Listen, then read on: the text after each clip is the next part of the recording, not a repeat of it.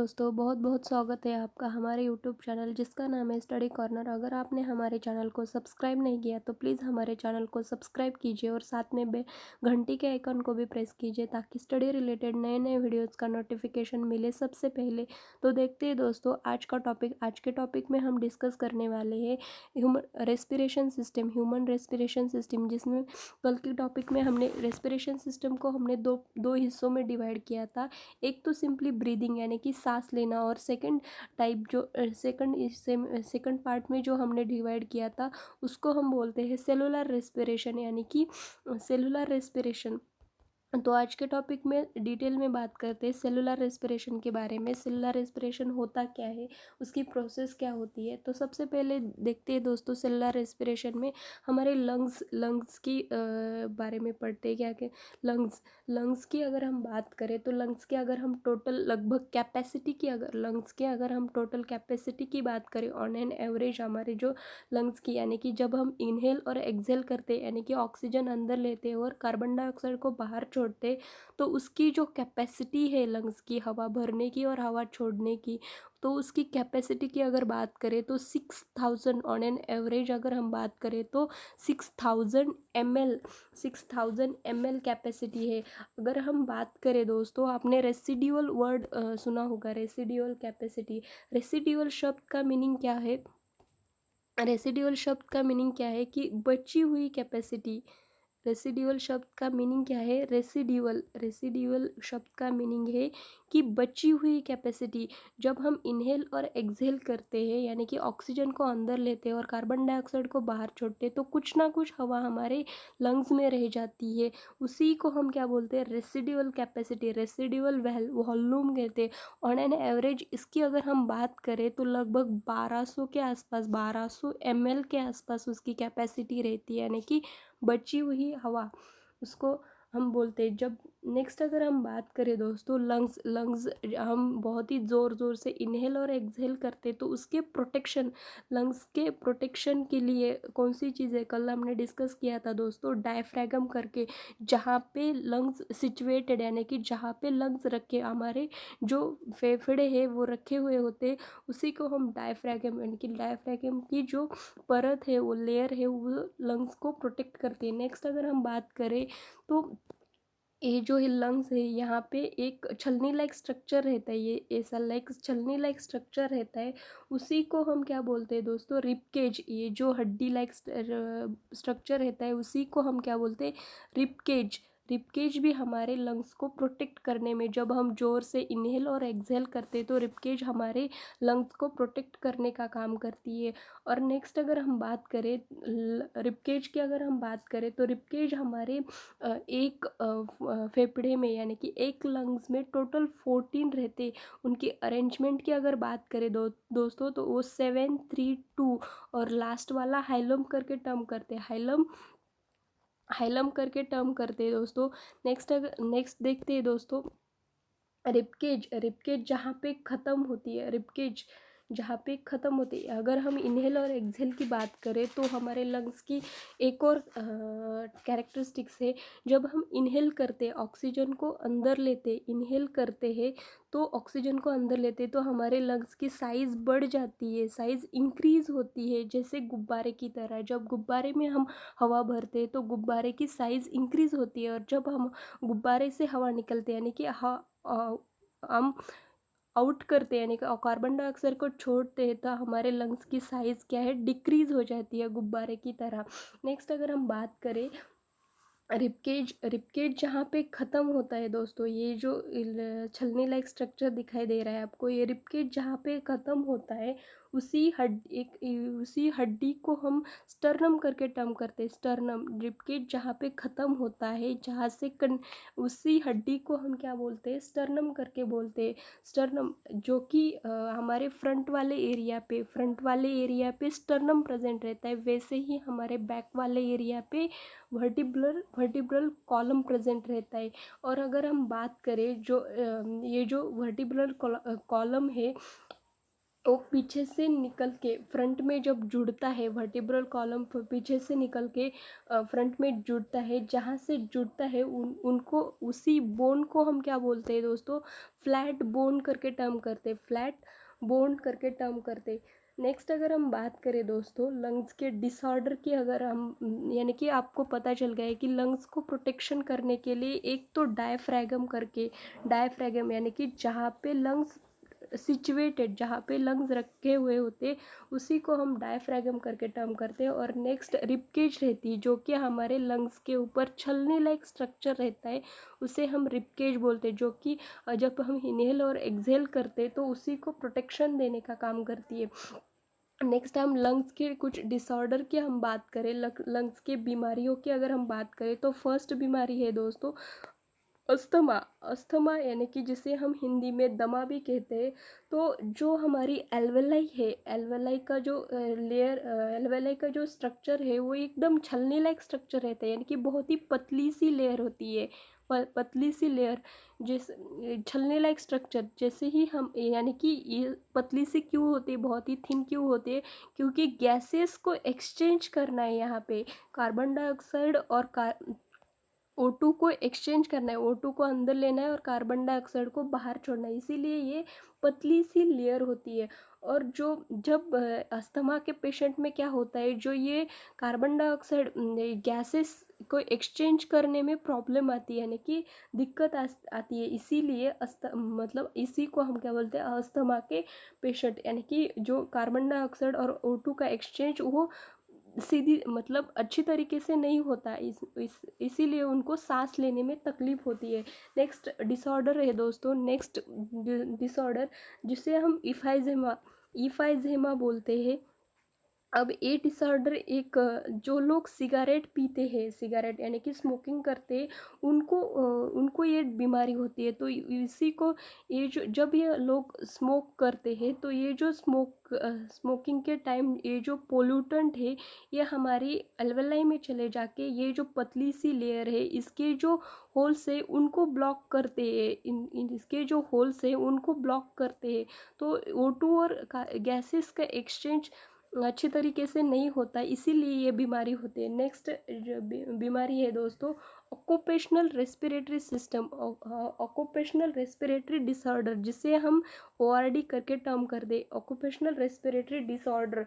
Next अगर हम बात करें ऑक्यूपेशनल रेस्पिरेटरी डिसऑर्डर, तो एक इन लोगों में जो लोग फैक्ट्री में काम करते हैं, जैसे पटाखे की फैक्ट्री, तंबाकू की फैक्ट्री, कॉटन की फैक्ट्री, जो उनके मॉलिक्यूल है, जब ये लोग जब रेस्पिरेशन करते हैं उनके रेस्पिरेशन के टाइम में ये मॉलिक्यूल उनके अल्वेलाई में चले जाके फिर वही प्रोसेस हो जाती है। जो मॉलिक्यूल है ये अल्वेलाई के जो होल्स है, छेद है, ये छलनी लाइक स्ट्रक्चर है, उनको ब्लॉक करते हैं और उनको गैसेस एक्सचेंज में प्रॉब्लम होती है। नेक्स्ट जो अभी फ़िलहाल आई हुई दोस्तों बीमारी है उसको हम बोलते हैं कोविड-19, ये भी एक रेस्पिरेटरी डिसऑर्डर है। नेक्स्ट देखते हैं दोस्तों, नेक्स्ट सेलुलर रेस्पिरेशन के बारे में देखते हैं दोस्तों। अब एक्चुअली सेलुलर रेस्पिरेशन होता क्या है, सेलुलर रेस्पिरेशन, तो सबसे पहले जानते हैं कि सेलुलर वर्ड, अब सेल रेस्पिरेशन क्यों वर्ड यूज़ नहीं किया, सेलुलर वर्ड ही क्यों यूज़ किया, तो सेल के अंदर जो ऑर्गेनल की हेल्प से, सेल के अंदर जो ऑर्गेनल है उनकी मदद से जो रेस्पिरेशन किया जाता है उसे हम क्या बोलते हैं, सेलुलर रेस्पिरेशन बोलते हैं। अब इस प्रोसेस में सेलुलर रेस्पिरेशन में कौन मदद करता है, हमें ब्लड, हमारा जो ब्लड है प्लस हमारा माइटोकॉन्ड्रिया, सेल का जो ऑर्गेनल है, ब्लड प्लस हमारा माइटोकॉन्ड्रिया। जब हम अब बात करते हैं दोस्तों, जब हम खाना खाते, खाने में हम कार्बोहाइड्रेट खाते हैं, तो उस कार्बोहाइड्रेट को हमने डाइजेस्ट किया है, तो उसको हमने किस में कन्वर्ट किया है, ग्लूकोज में, यानी कि C6H12 और O6 में कन्वर्ट किया है। ग्लूकोज के मॉलिक्यूल, अब ये जो ग्लूकोज के मॉलिक्यूल है, कार्बन की जो चेन है वो सीधा सीधा ATP को नहीं बना सकती, यानी कि इसी कार्बन को हमें स्मॉल कंपाउंड में कन्वर्ट करना पड़ेगा। उसके लिए आपने जो खाना खाया है वो एब्सॉर्ब किया है, उसके लिए आपने खाना खाया है, यानी कि ग्लूकोज अब्सॉर्ब करके ग्लूकोज, यानी कि जो ग्लूकोज है वो हमारे ब्लड से कहाँ चला जाता है, हमारे हमारे सेल में चला जाता है। सेल में चले जाने के बाद सेल में क्या रहता है दोस्तों, सेल में साइटोप्लाज्म प्रेजेंट रहता है, साइटोप्लाज्म।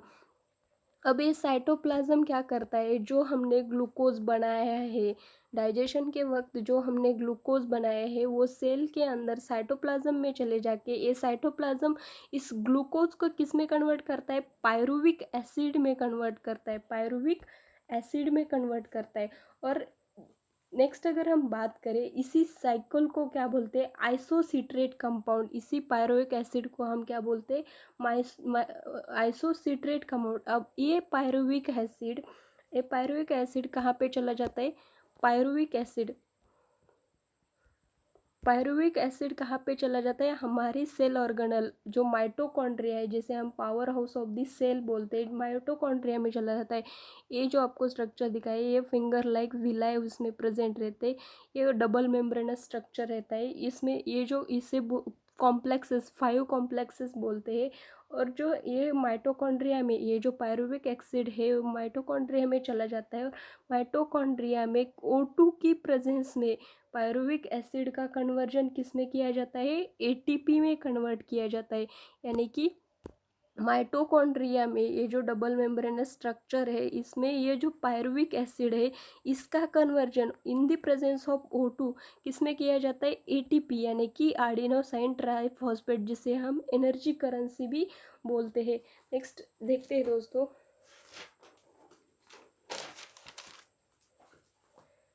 अब देखते हैं दोस्तों कि ये जो प्रोसेस है, वन ग्लूकोज के मॉलिक्यूल से कितने पायरुविक एसिड बनाए जाते हैं, तो 2 पायरुविक एसिड। एक ग्लूकोज के मॉलिक्यूल से कितने पायरुविक एसिड बनाए जाते हैं, 2 पायरुविक एसिड। और एक पायरुविक एसिड से कितने एटीपी बनाए जाते हैं, टोटल 36 एटीपी। अगर हम बात करें कुछ बुक्स में, कुछ किताबों में 38 एटीपी के बारे में बताया होता है, लेकिन जब हम सेल में माइटोकॉन्ड्रिया की मदद से in the presence of oxygen pyruvic acid का कन्वर्जन एटीपी में कर रहे होते, तो इसी प्रोसेस में 2 एटीपी खर्च हो जाते। इसीलिए टोटल आउटकम हमारा कितना आता है, 36 एटीपी। अगर हम बात करें, जो माइटोकॉन्ड्रिया में प्रोसेस होती है पायरुविक एसिड का conversion in the presence of oxygen ATP में किया जाता है, इसी प्रोसेस को हम क्या बोलते हैं, एरोबिक रेस्पिरेशन। यानी कि ऐसा रेस्पिरेशन जो ऑक्सीजन की प्रेजेंस में होता है उसे हम क्या बोलते हैं, एरोबिक रेस्पिरेशन। नेक्स्ट अगर हम बात करें, तो ये एरोबिक रेस्पिरेशन के वक्त एक कार्बन डाइऑक्साइड जो कि हमारी बॉडी का अपशिष्ट पदार्थ है उसको बाहर, वो भी तो निकलता है, तो उसी को बाहर निकालने, वो अपशिष्ट पदार्थ कहाँ पे चला जाता है, एल्वेलाई में चला जाता है। एल्वेलाई से हम जब एक्सहेल करते हैं तो ये कार्बन डाइऑक्साइड हमारी बॉडी से बाहर निकाला जाता है। अब वन लाइनर क्वेश्चन देखते हैं। फर्स्ट, एक ग्लूकोज से जब पायरुविक एसिड बनता है तो वो कहाँ पे बनता है, सेल के किस अंग में बनता है, तो साइटोप्लाज्म में। ग्लूकोज से जब पायरुविक एसिड बनता है तो वो सेल में साइटोप्लाज्म में बनता है। नेक्स्ट अगर बात करें तो एक ग्लूकोज के मॉलिक्यूल से कितने पायरुविक एसिड बनाए जाते हैं, तो 2 पायरुविक एसिड एक ग्लूकोज के मॉलिक्यूल से बनाए जाते हैं। अब बात करें पायरुविक एसिड से जब हम एटीपी बनाए, वो प्रोसेस किस में होती है, कहाँ पे होती है, तो हमारे बॉडी में जो सेल रहते हैं, सेल में माइटोकॉन्ड्रिया प्रेजेंट रहते, माइटोकॉन्ड्रिया में पायरुविक एसिड से एटीपी बनाए जाते। नेक्स्ट अगर हम बात करें दोस्तों, इसी पायरुविक एसिड को हम क्या बोलते हैं, इसी प्रोसेस को जब पायरुविक एसिड का कन्वर्जन एटीपी में किया जाता है इन द माइटोकॉन्ड्रिया, उसी साइकिल को हम क्या बोलते हैं, सिट्रिक एसिड साइकिल और TCA try carboxylic acid cycle. Next अगर हम बात करें दोस्तों, तो आउटकम टोटल एट, जब हम रेस्पिरेशन की प्रोसेस करते हैं तो टोटल आउटकम हमें कितने एटीपी मिलते हैं, तो 36 एटीपी मिलते हैं। नेक्स्ट अगर हम बात करें माइटोकॉन्ड्रिया में जो 5 कॉम्प्लेक्सेस रहते, उसमें जो 5th कॉम्प्लेक्स रहता है वो कौन सा कॉम्प्लेक्स रहता है, तो एटीपी, एडिनोसाइन ट्राइफॉस्फेट करके टर्म करते। नेक्स्ट क्वेश्चन है दोस्तों, माइटोकॉन्ड्रिया में किस टाइप का शोषण रहता है, यानी कि किस टाइप का रेस्पिरेशन होता है, तो उसे हम एरोबिक रेस्पिरेशन करके टर्म करते हैं, एरोबिक रेस्पिरेशन। अब एरोबिक रेस्पिरेशन यानी कि in the presence of oxygen, और एनारोबिक रेस्पिरेशन यानी कि अब्सेंस ऑफ ऑक्सीजन और in the presence of carbon dioxide की प्रेजेंस में जो एक रेस्पिरेशन होता है उसे हम क्या बोलते हैं, एनारोबिक रेस्पिरेशन। अब इसका एग्जाम्पल, एनारोबिक रेस्पिरेशन का अगर एग्जाम्पल की बात करें तो ईस्ट इसका बेस्ट एग्जाम्पल है। और फर्मेंटेशन प्रोसेस यानी कि किण्वन प्रक्रिया, अगर बात करें तो मैदा को सड़ा के ब्रेड बनाया जाता है, वो भी फर्मेंटेशन प्रोसेस से ही बनाया जाता है। नेक्स्ट अगर हम बात करें इसके एग्जाम्पल की बात करें तो वाइन बनाए जाते हैं, बियर, अल्कोहल यानी कि खामीर उठा के इथेनॉल इसका जो वाइन बियर जब बनाते हैं हम, तो इसका जो आउटकम प्रोडक्ट है वो इथेनॉल रहता है। इथेनॉल के साथ साथ क्या रहता है, plus carbon dioxide plus water रहता है। नेक्स्ट अगर हम बात करें दोस्तों तो एरोबिक रेस्पिरेशन यानी कि ऑक्सीजन की प्रेजेंस में, और एनारोबिक रेस्पिरेशन यानी कि ऑक्सीजन के अब्सेंस में। अब ऑक्सीजन की कमी रहती है उसमें रेस्पिरेशन, जो हमारी मांसपेशियाँ रहती है बाइसेप्स और ट्राइसेप्स, उसमें जो यानी कि ऑक्सीजन की कमी में जो रेस्पिरेशन होता है उसमें 2 एटीपी बनाए जाते प्लस लैक्टिक एसिड बनाए जाते, 2 एटीपी प्लस लैक्टिक एसिड।